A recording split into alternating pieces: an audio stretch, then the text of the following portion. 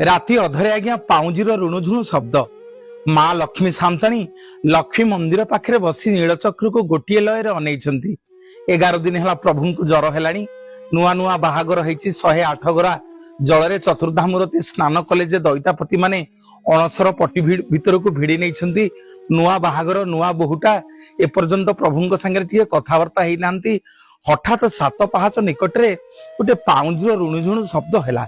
माँ बेढ़ाकाली के स्मरण कले लक्ष्मी सामताणी जे प्रभुंकर तो निद्रा समय काले प्रभुंकर निद्रा भंग हम कौन सी देवादेवी माने पाउंजी पिंधे ना किए पाउजी पिंधिक राति अधारे मंदिर भितर प्रवेश करुच्ची।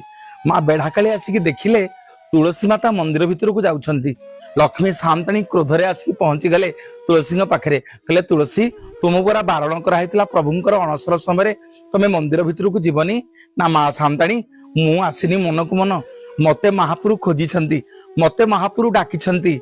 सेतिके बेले पति महापात्र भितरु आसी माँ सामताणी की बेढ़ाकाली की प्रणाम कले कहले माँ जदि तुलसी माता न जीवे प्रभु भल हेबे किमिति जदि नैवेद्य तुलसी माता न पड़े यदि प्रभु देहरे तुलसी लगी न होबे ताले प्रभु भल हेबेनी।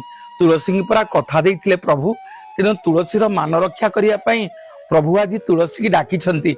तुलसी गले प्रभु मोर भल हेबे भल हेले माँ सामताणी तमे जगन्नाथ को देखिबो।